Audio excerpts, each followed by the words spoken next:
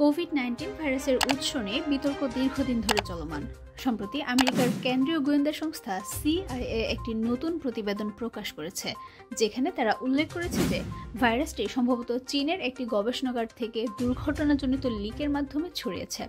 তবে এই প্রতিবেদনকে কম আত্মবিশ্বাসী হিসেবে অভিহিত করা হয়েছে, যা ইঙ্গিত দেয় যে তারা এখনও প্রাকৃতিক উৎসের তথ্যটিকেও উড়িয়ে দিচ্ছে না।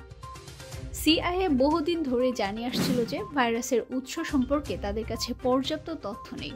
তবে এবার তারা পূর্বের তথ্য পুনর্মূল্যায়ন করে এই মূল্যায়ন প্রকাশ করেছে। সংস্থাটির মতে ভাইরাসটির উৎপত্তি গবেষণামূলক বা প্রাকৃতিক উভয় প্রক্রিয়ার মাধ্যমে হতে পারে, তবে তাদের পর্যবেক্ষণের উপর এখনও আত্মবিশ্বাসের অভাব রয়েছে। CIA এই প্রতিবেদন প্রকাশ করে নতুন পরিচালক জন র্যাডক্লিফ। তিনি প্রথম গুরুত্বপূর্ণ পদক্ষেপ হিসেবে এটি বিবেচনা করেছেন। জন র্যাডক্লিফ, যিনি দীর্ঘদিন ধরে ল্যাব লিক তথ্য সমর্থন করে আসছেন, এক সাক্ষাৎকারে জানান, আমার বিশ্বাস কোভিড-19 এর উৎস উহান ভাইরোলজি ইনস্টিটিউট থেকে একটি দুর্ঘটনাজনিত লিকের মাধ্যমে হয়েছে। তবে এই নতুন মূল্যায়ন কোনো গোয়েন্দা সংস্থার তথ্যের ভিত্তিতে নয়, বরং এটি পূর্বের তথ্য এবং উন্মুক্ত সূত্র থেকে প্রাপ্ত উপাত্তের পুনর্মূল্যায়ন। মার্কিন এক কর্মকর্তা জানিয়েছে, এই প্রতিবেদনটি ট্রাম্প প্রশাসনের সময় তৈরি হয়নি, এটি বাইডেন প্রশাসনের অধীনে প্রস্তুত করা হয়েছে। ভাইরাসের উৎস নিয়ে বিতর্ক এখনও বহাল।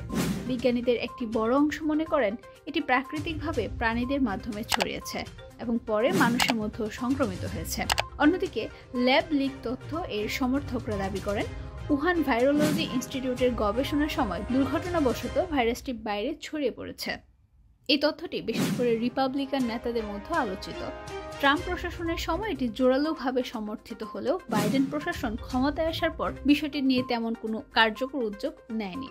CIA এর মতে ভাইরাসের উৎস সম্পর্কে নতুন কোনো তথ্য পাওয়া গেলে তা বিদ্যমান তথ্য পুনর্মূল্যায়নের প্রয়োজন হলে তারা মূল্যায়ন আপডেট করবে। কোভিড-19 এর প্রকৃত উৎস সম্পর্কে এখনও নির্দিষ্ট কোনো সিদ্ধান্তে পৌঁছানো সম্ভব হয়নি। বিশ্বজুড়ে বিজ্ঞানীরা এই বিষয়ে গবেষণা চালিয়ে যাচ্ছেন, তবে এই বিতর্ক আপাতত শেষ হওয়ার কোনো লক্ষণ নেই।